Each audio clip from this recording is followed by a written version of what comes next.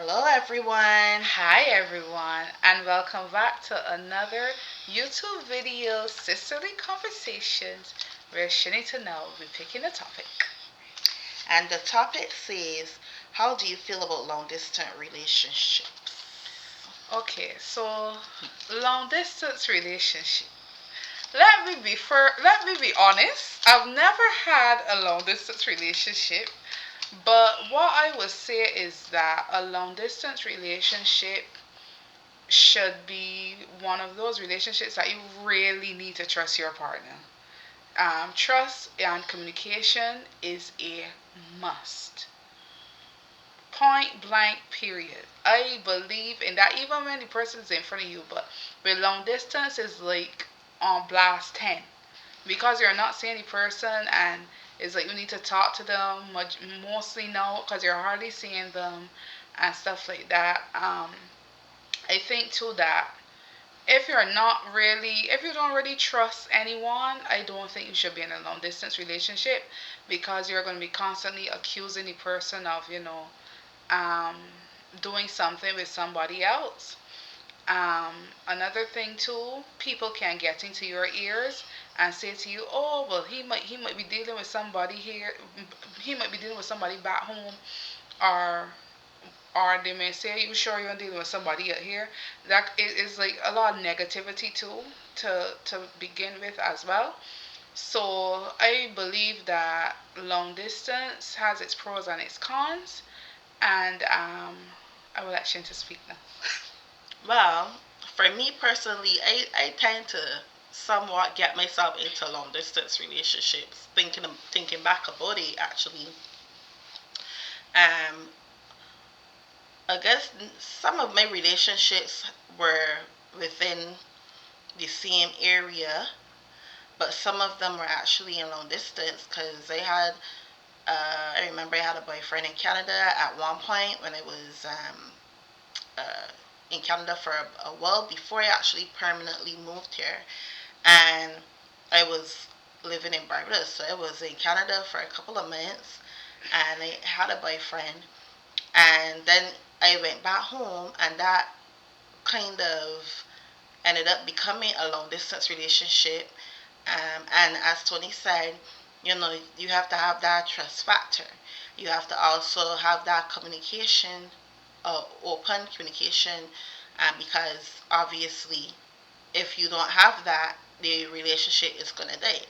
And I believe that maybe that's how my relationship with my Canadian boyfriend at the time ended up dying, because it's hard when you don't see you're not seeing the person constantly. We were used to seeing each other regularly, and so yeah, when you're not seeing each other on a regular basis and you just have to be talking on the phone, it becomes hard, and especially when you're a young one. At the time, I think I was like 21. 19 or something. I think I was 18 or 19 or something.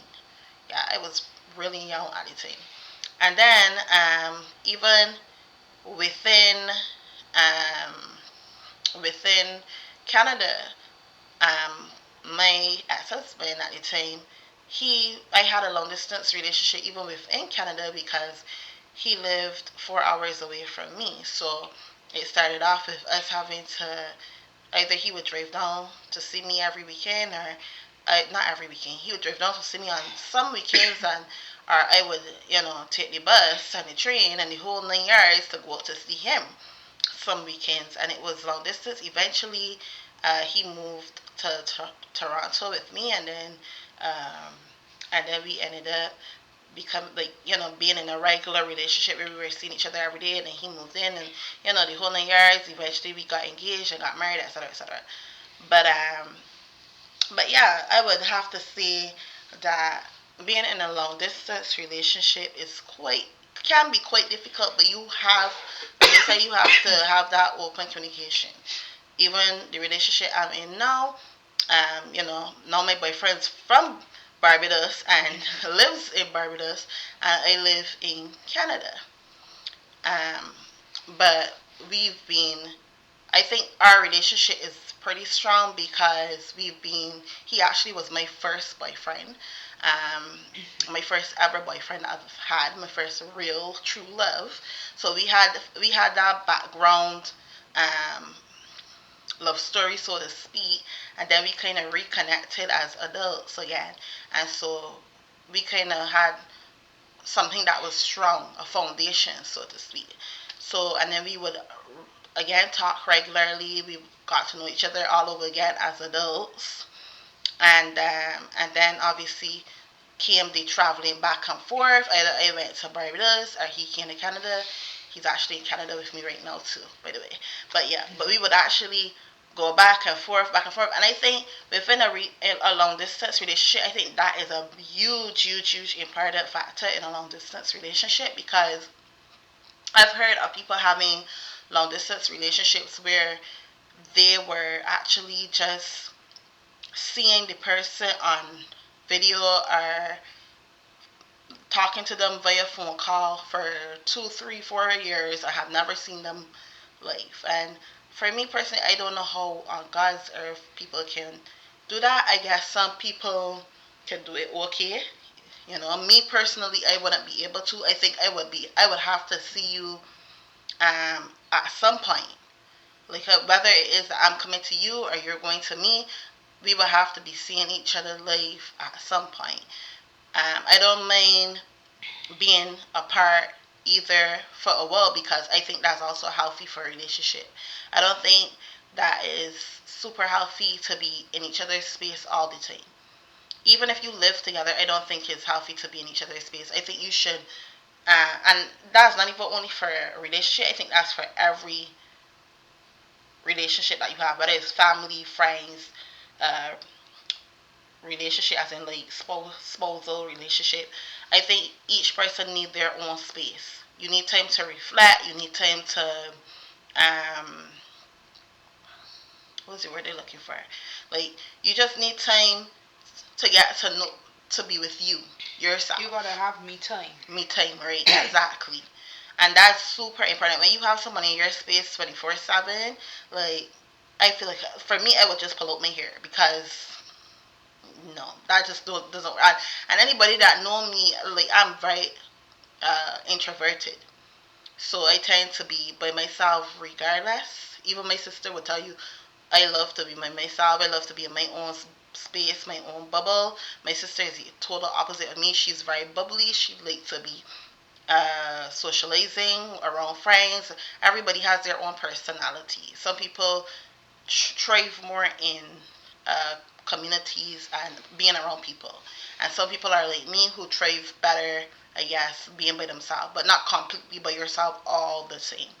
So yeah, so for me, I don't mind having a long distance relationship for that reason, because I think it gives the person time to miss you. True. It gives the person time to want you. It gives the person time to reflect on the times you've had. Because, for example, like, I remember a year me and my boyfriend went to Antigua, and then he went back to Barbados, and I went back to Canada. And within that time period that we were apart, we would reflect on our time together. He was in Canada first, and then we went to Antigua afterwards, and we were able to sit and reflect on that time we had together, and we would talk about all the fun things we did while we were there. For example, we went to I can't remember. We went to a place called Devil Bridge or something. Devil something. Devil something. I don't like the name. I don't like the name, but it was very beautiful, and the story behind it was a very beautiful story. I think it had to do with slaves or something like that. I don't remember, but it was a beautiful story, regardless in terms of like learning about the history. And then another place we went, we saw like all these bushy areas and stuff. Anyway, I kind of going off the topic, but the point is, like, you got to sit down and reflect. Um, we talked about going out to something that was similar to ice things in my country, like this Nightlife. nightlife area that people, locals and tourists came and hang out or whatever. And we were able to reflect on the fun times we had. We went Niagara Falls together with my sister as well. She joined us as well. So we were able to discuss all these things. And it gives you time to talk about other things as well. It gives you time to sit down and talk about life, what you want to achieve in life, finances, religion, um, family, children. It gives you time to discuss all these things that if you were right in front of the person's face, I find you probably wouldn't have that conversation. Because to be honest, usually most of the time when you are sitting with a person or like within the space of the person, you find yourself doing other things. Like you might find yourself watching movies or on the phone or like it's different. But when you are having a phone conversation, because now being in a long distance relationship, you're forced to talk to the person. Now, when I say force is the wrong word. Because it sounds like you're being forced, like a negative, but the you're obligation or whatever. That's right. not it. But more so like you are no like I don't want to say obligated neither, but I get where you're coming from. You're saying like it's like you placed in the situation Right. whereby you have to call talk, or you right? have to talk. Right. Yeah. So now you're in a position now where you have no choice but to talk. That's the only way you can communicate with the person. Now, if you talk via phone, via video, whatever. Right. So then you have to find things to talk about. Because what are you gonna do? Stay on your phone silent? So you're gonna end up talking about things from the moon back down to whatever. Like you're just gonna find things to talk about, and I think that's a very integral part because now conversations now that make or break a relationship can come up. What are your goals? What are your values? What are your this? What are your that? So these are the things that can come up in conversations, and the more older you are, hopefully, the more mature you are, you can look at it in a different perspective. Even in terms of friendships, I would have had friendships when I was in Barbados, and obviously when I came up here, it was kind of difficult finding friends. I was blessed to have at least one or two up here since I've been living here, but having friendships long distance, it also works, and it also works the same as if it was a relationship because you end up talking to the person a lot more over the phone sometimes. Phone calls that you would have done just like voice calls now become video calls and stuff like that. So those are things that you have to literally put in the sacrifice for as well to maintain a friendship, especially if you're on the person where really, really close back home and you move out here now. It's like, well, I don't have my friend physically here with me, but at least we're here virtually together, right? So again, it all causes for trust and communication. And what I would say too is that if you love the person unconditionally, you will find the time to speak to them daily. You know, as Chantal would have said, Chantal is an introvert. Chantal believes being by herself is the greatest thing in life. I know, on the other hand, I kind of get it there, but it's very far. I think not. But I also enjoy my company too. Like I like to have me time as well, right? I like to have time to myself too. But yes, sometimes I still get a bit anxious if I'm not around people at times. But having that me time too in all relationships is very important. It helps with your mental health and stuff like that. But even in terms of long distance friendships, relationships, I believe that you have to make time for the person that you love. You know, because they need to also feel like they're wanted. So Yeah, and that's a big point Tony just made too because there's sometimes people are in a long distance relationship. It might not even be for a long period of time. It might be just like, that's for okay, let me go back. Like I remember like in 2001 my mom came to school in Canada and my dad was back home. And during that time period there was not even WhatsApp or Facebook Messenger or even Skype. I don't believe Skype came out at that time yet, nor MySpace, whatever it's called it. None of those things were out. Only MSN. Okay, MSN, right? But to talk to my dad, my mom had to buy a calling card, and at the time, the card in stores used to like the little agent shops or whatever used to sell um the cards, and what you would do is buy a card for like $5 or something. There were $5, there were $10, there were $15 ones, and so on. And you would use a coin to scratch off the back of the thing, the back of the card to reveal the number, and then you would call that number, and then you would call your number. Put in 246 first, or wherever your area code was, and you would call your number. Anybody from back in the day would know about this. Yeah, not the little yowings. Right. And so this was how my parents communicated. Like, we have it easier today because we could literally easier. like pick up the phone and WhatsApp or Messenger or whatever. My mom at that time, because she was in college, right, she had to use this calling card to call my dad or my grandmother or anybody else she wanted to call, right? And then she would only have 5 minutes to speak to him, and she had to say everything she had to say, or he had to say everything he had to say within that 5 minute period. Because who's gonna sit there at the time? She didn't have all the money in the world, so she couldn't buy like 100 cards. And at the time, me and my sister, um, my older sister as well, was living in Canada, so she had to take care of us as well. So at the end of the day, she had to call my dad and use that 5 minutes wisely.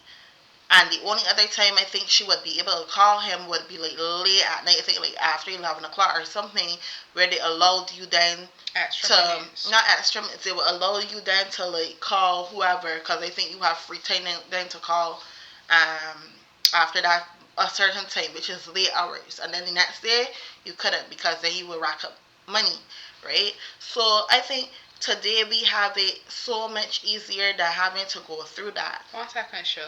And we gotta talk also about the flip coin, because my dad ran up the phone bill calling the long distance number on the regular house phone. So right. all of those things you gotta look at, and I think too that I think it ran up so much that they had to cancel it and then get like get a new enough phone number or what's Yeah, and so yeah. that gives a great example as to when if a person loves you, as Tony mentioned, they have no excuses. You have so many avenues, or you have so many choices in how in ways to call or contact your loved ones. And if you're in a relationship with somebody, right, and they can't even send you a text message throughout the day, that's a big red flag. Yeah. Because it takes a second to text. Exactly. And then this thing about, oh, I don't talk on the phone. Yes. I don't like to talk on the phone. I only want to text. Okay, everybody have their preferences, but my thing is, if you genuinely truly love somebody, you want to hear their voice. I'm telling their you. voice sounds like music to your ears. Get him there, You Shane. literally want. Clock it. I don't care if you are not a phone person or not. If this person is living in one country, you're living in another country, or even if you live in the same country. Like, for example, you might be, I mean, home is a little easier because it's a small country, right? But you might be in St. Michael, or you might be in Christchurch, or you might be in St. Lucie, and I might be in Christchurch, or whatever, or St. Philip, whatever. And you might not be able to get to me. Maybe you don't have a vehicle or something, and then you're going to tell me, oh, you don't like talking on the phone, but you want to hear your partner's voice. I have to agree with that, because there were guys that I would have spoken to before, and that's why I'm no longer in relationships with them. They said to me, "Oh, I don't like the phone. I don't like the phone." Let me tell you something, right? My sister here, when I used to live in Barbados, I only used to get a phone call when it was if it was something juicy to tell me, and when she would call me, then she would say, "All right, Tony, I gotta go." When she talking to her boyfriend, this is a phone call for hours. Okay?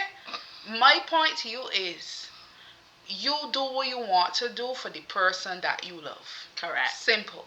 And she said for me, but honestly, for me personally, I don't talk to people that long. Right. Like, she doesn't. I would talk to people like a little bit, and then I'll go off. The only other person other than my boyfriend I would talk to long is my mom. I'll talk to my mom for an hour, and that's because we have so much to talk about. because my parents don't live with us. Right. You know. But after a certain time, my mother just know when I ready to wrap it up, cause I just start to like, draw down, and I just start to get quiet. Or she said, "All right, mommy, I gotta go sleep." But you she ain't gonna sleep. Yeah, but my mother just tell me she know Right. when I ready to wrap it up, and then she's like, "All right, I gone," or whatever. And then, like I said, I would talk hours with my boyfriend as well. Sometimes we just end up falling asleep on the phone or whatever. But the point of the matter is, you know when a person is interested in you. Exactly. Because if every time, I don't mind, there are times that you are genuinely busy.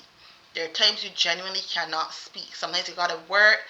Maybe you've been working all day and you're tired. Right. Maybe you're at school, you're busy studying. Sometimes let's talk about it. There are times when I had to study. I didn't talk to my sister. I didn't talk to my mother. I didn't talk to my boyfriend. I didn't talk to the boy. The only thing I was doing was my head was in the books the whole time. Right. I would not even talk to anybody. But you know what I used to do? As soon if I done my assignment at 12 o'clock or 1 o'clock, then I would pick up the phone and I would call him just to say good night. Or just to say, hey, how was your day? What were you doing? Yada yada yada. And sometimes he would answer, sometimes he would not. Because it's He'd be late. Right. But the point is, like, you make time for the people that you love. You love, exactly. And if somebody's gonna tell you they love you, and then they're gonna say, "Oh, but I can't message you. I can't.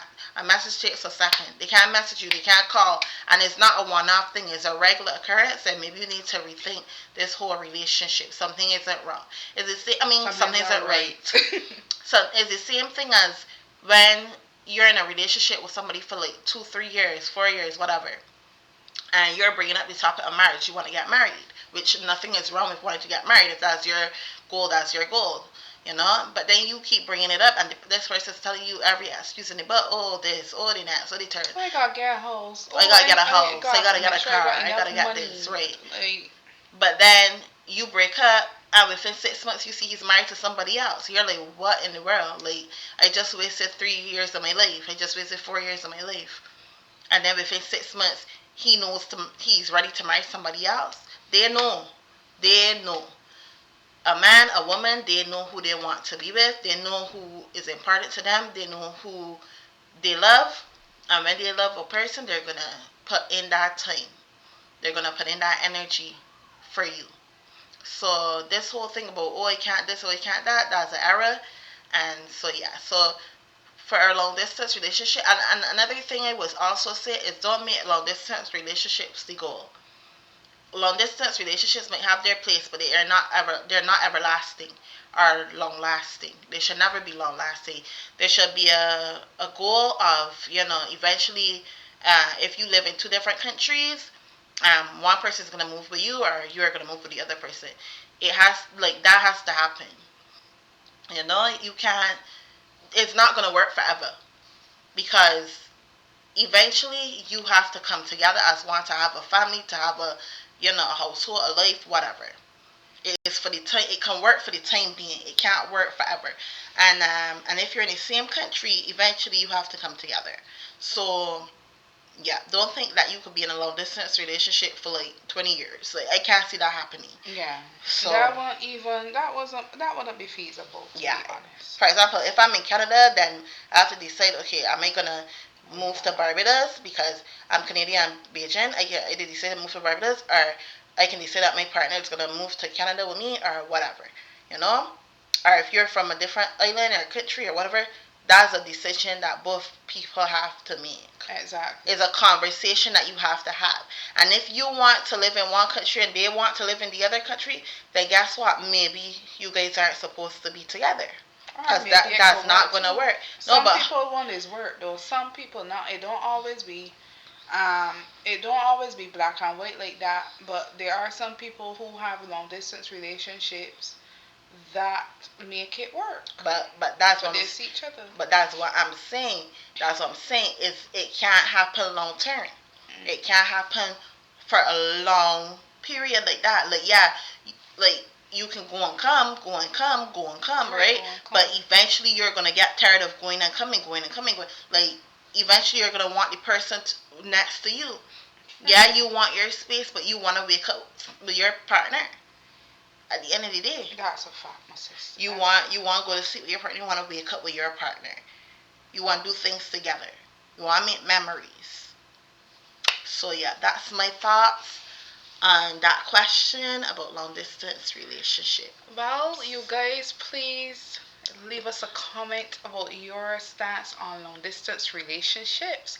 If your view is like mine and Shanita's, or if you have a different opinion about it. So continue to like, share, and subscribe. Until next time, bye.